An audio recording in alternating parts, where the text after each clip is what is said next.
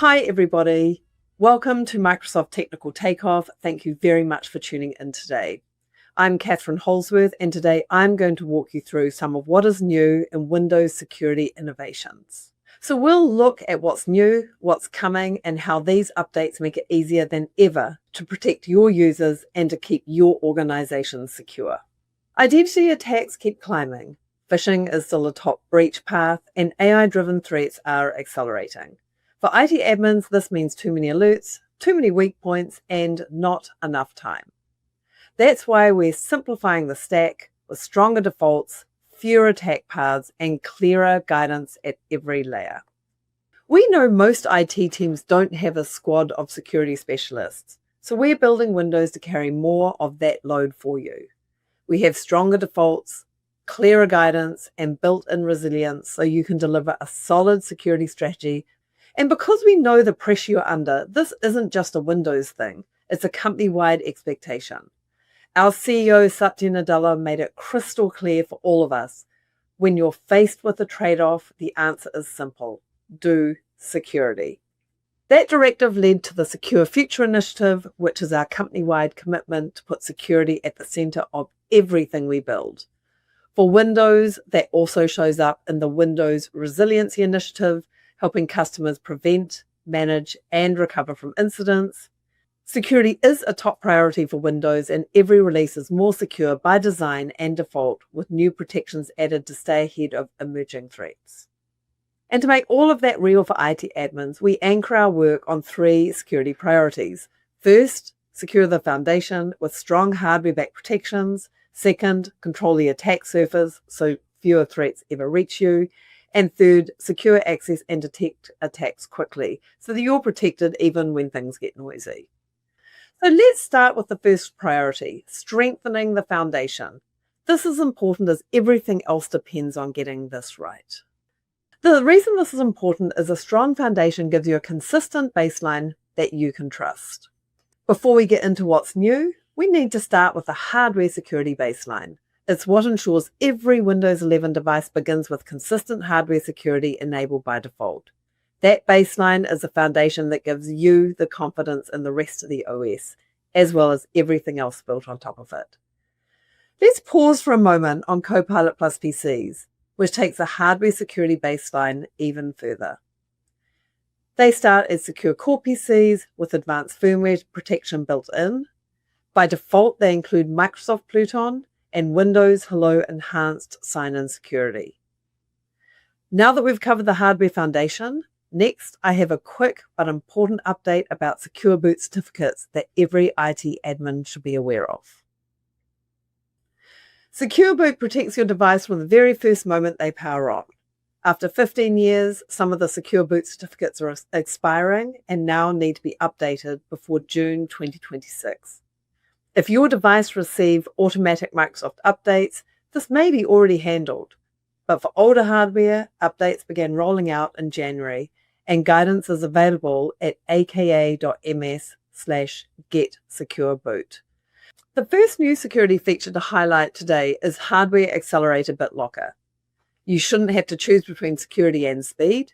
By tapping into new CPU capabilities, BitLocker now delivers both stronger encryption and faster performance. And we built this hand in hand with our silicon partners. To bring this to life, the team and I have created side-by-side demos of devices with BitLocker and devices without it. So let's take a look. On the left is a device running standard software BitLocker, and on the right, a device with a new CPU which supports Hardware Accelerated BitLocker. I'm starting here with the BitLocker fully decrypted on both devices. Once BitLocker is enabled, I can check its status in the command line. I can see that the device on the right has BitLocker hardware accelerated and the other does not. Now we have both devices encrypted. I think it's fun to compare their disk and CPU performance. And in this demo, I'm using 2 standard benchmarking tools, Windows Performance Monitor and CrystalMark. On the right, you will see Hardware Accelerated BitLocker outperform standard BitLocker with faster sequential and random read-write speeds, as well as lower CPU usage. With Hardware Accelerated BitLocker, we are often seeing performance approach that of unencrypted devices, which also helps extend battery life. And in addition to better perf, it also has better security. To further reduce BitLocker key exposure to CPU and memory, on supported hardware, bulk encryption keys are now hardware protected, as you can see here. This puts Windows on a path to eliminate those keys from the CPU and memory entirely. You'll start seeing hardware-accelerated BitLocker on new devices this year. So a strong security strategy starts with updates, and speed with updates also matters. We've added 2 tools to make that easier. Hot patching delivers updates with fewer reboots. This means that you can keep security and compliance on track without bothering your teams. And with Windows Auto Patch update readiness, you get deeper reporting and insights across your fleet. For example, we talked earlier about the new Secure Boot certificates. There is now also new Secure Boot status reports where you can identify which devices have Secure Boot enabled, which are fully updated, and which devices need updated certificates. So now we have covered what is new in the foundation. Let's cover some of what is new in controlling attack surfaces. This pillar is about eliminating common attack paths with built-in protection, fewer legacy pathways, fewer risky defaults, and fewer opportunities for attackers. So first up, let's talk about preparing for the quantum future. Quantum attacks may feel very far off, but preparation really needs to start now. We've partnered with NIST and global standards bodies to bring quantum-resistant algorithms into Windows. Our crypto APIs now support ML-DSA for digital signatures and ML-KEM for key exchange. And these are ready in Windows shipping code now for both native Win32 as well as .NET application developers. So to bring this to life, the team and I have created a quick demo to show you how easy it is to sign with post-quantum cryptography. Let's take a wee look. For the visual learners, here's a simple flow. We have 2 devices. Device A is a signer, device B is a verifier. On device A, I request 2 certificates, one from the traditional Windows CA and one from the post-quantum Windows CA. Then I sign a document with both certificates, send it over to device B. Device B will validate both signatures, proving authenticity under both traditional and post-quantum security models. This simple .NET app shows how easy it is to request and use both traditional and post-quantum certs. In the blue box, you'll see a request for a traditional cert. In the red box, the same request, just with the input parameters changed for a PQC cert. The best part is that your developers don't need to learn PQC to use PQC. And if you're using these crypto APIs today, you'll use the same ones for PQC tomorrow. Now I will run the app to request both the traditional and PQC certificates. You'll see they're issued and written to my chosen folder on the left-hand side. There they are. If we look at the PQC certificate just requested, you can see the chain is valid and the details tab, the signature algorithm and public keys are ML-DSA. Don't wait for quantum computers to go mainstream. Start testing PQC libraries and APIs now, as the work you do on PQC now gets us ready for tomorrow's cryptography challenges. Another long-standing challenge that many of you have given us feedback on is tackling NTLM and getting ourselves towards an NTLM-less world. So let's talk about why we're moving away from NTLM and what it means for you. NTLM, as many of you know, is a legacy protocol with weak crypto. The security community has been asking for its removal for years. We've taken a major step forward with enhancing NTLM auditing, which is on by default in Windows 11 version 24H2, as well as Windows Server 2025, so that you can finally see what in your organizations is still using NTLM and figure out why. We also need your help. Use the auditing to find dependencies, then test with the new protocols, IA-Curb and local KDC, which allows Kerberos to replace NTLM even when line of sight or DC connectivity isn't perfect. The goal is simple.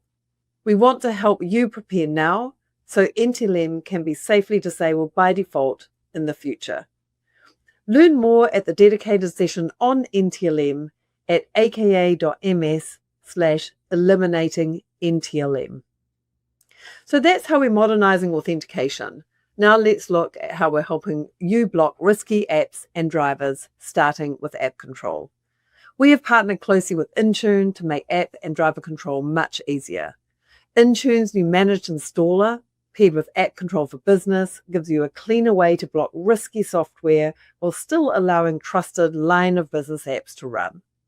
This solves one of the hardest problems for IT, controlling what's allowed to run without breaking productivity. A strong app control strategy remains one of the most effective defenses against malware, and now it is simpler to deploy across your organization. As I think about app control, this is really about reducing noise, reducing risk, and reducing the exceptions you need to manage. Once you control what executes on the device, the next step is controlling how that device connects to the outside world. We've added 2 new features to strengthen how Windows devices connect to the network. First, Zero Trust DNS blocks malicious domains on device by enforcing policy at the device level. Look for the on-demand Zero Trust DNS session.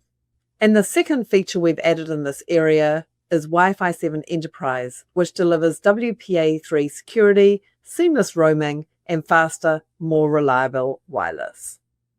So we've talked about controlling the attack surface.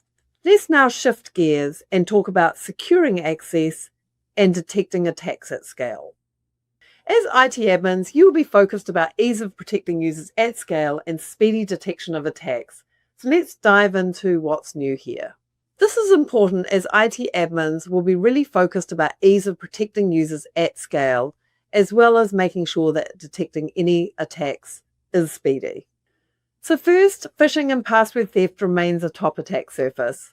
That's why we continue our passwordless journey to reduce those risks and make sign-in faster, smoother, and more secure. We're excited that the APIs for Passkey Manager integration with Windows Hello is now generally available. We've onboarded Microsoft Password Manager, along with partners like 1Password, Bitwarden, and others. Let's take a quick look. And again, I will bring this to life with a short demo showing how Microsoft Password Manager integrates with Windows Hello and show how easy and convenient it is to use passkeys with Windows. For this demo, I'm using my LinkedIn account and I want to create a passkey for it. I navigate to Settings in LinkedIn, Sign in and Security, then Passkeys. I select Create a Passkey, I get prompted to enter my account password, and I'm asked where I want to save my new passkey. I choose to save it in Microsoft Password Manager. I click Create Passkey. Hello prompts me to authenticate with my face, and now I'm authenticated. My LinkedIn passkey is successfully saved. Good. That was easy. Now I want to use the passkey I just created to sign into LinkedIn. So now I navigate to the LinkedIn app. When open, my passkey simply autofills. Hello prompts me to verify with my face, and now I'm signed in, all with no passwords. Managing passkeys is also important as people are starting to use passkeys for more and more accounts. To manage my passkeys in Microsoft Password Manager, I simply go back to Edge where I can see credentials for all my accounts, including the newly created LinkedIn passkey. With my passkey managers integrated into Windows Hello, using a passkey is now super fast, smooth, and secure across both websites and apps on Windows. And of course, you'll get a similarly smooth experience with other passkey managers like 1Password, Bitwarden, and others as they integrate with Windows Hello as well. Let's switch gears and talk about agentic interactions on Windows. We've heard a lot about the incredible opportunities that AI opens, and our job is to keep those interactions secure. In Windows, we're starting with auditable workflows where local activity is logged for visibility and accountability. Of course, the platform is fully enterprise manageable. We're also adding containment and isolation for agent workspaces and connectors. This means processes that implement MCP or computer using agents stay isolated from the user's apps and data, reducing data leakage and cross-boundary risk. The user is always in control. Here in the Windows UI, I show all agentic capabilities are off by default. To enable agent connectors and the agent workspaces, I need to turn on this setting on the left screen, and then I can manage each individual agent as well, as shown on the right. And for IT management, agent connectors and the agent workspace will have granular controls through your device management service. So if IT disables agent interactions, I won't be able to flip these toggles on. Lastly, we're also evolving how we think about giving your teams fast attack detection. For years, deep forensics meant deploying and maintaining sysinternals, sysmon yourself. Now, all of the power of sysmon functionality is in Windows, automatically updated, consistently deployed, and ready for threat hunting without the operational overhead. One item to note is that sysmon events written to the Windows event logs are localized. Previously, the standalone version of sysmon didn't have localized events, so this is much easier for people who may not have English as their first language. We look forward to you trying sysmon as you evolve your threat hunting and threat investigations programs within your organizations. Sadly, my time is up, and honestly, I could talk about Windows security all day. So I'll leave you with a quick snapshot of what's new and what's next in Windows security. The team and I are relentlessly raising the security bar so that you and your organization stay protected and productive, even as the threat landscape keeps shifting. Because security isn't a destination, it really is a journey that we're all on together, and Windows will keep evolving to stay ahead. The Windows Security Book is your complete guide to the entire security stack, hardware, OS, identity, cloud, and app protections, all in one place. It's the blueprint your teams can use to plan, deploy, and stay ahead. And all of this rolls back to the simple truth about securing Windows at scale. Security isn't a destination, it's a journey we're all on together.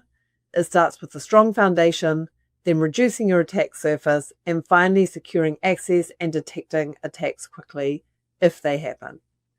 Our commitment is to keep Windows evolving so you stay protected and productive as threats keep changing. Explore more with our security deep dives and AMAs at Technical Takeoff. Thank you for tuning in today. We're very excited to be part of your team and to build the future together with you.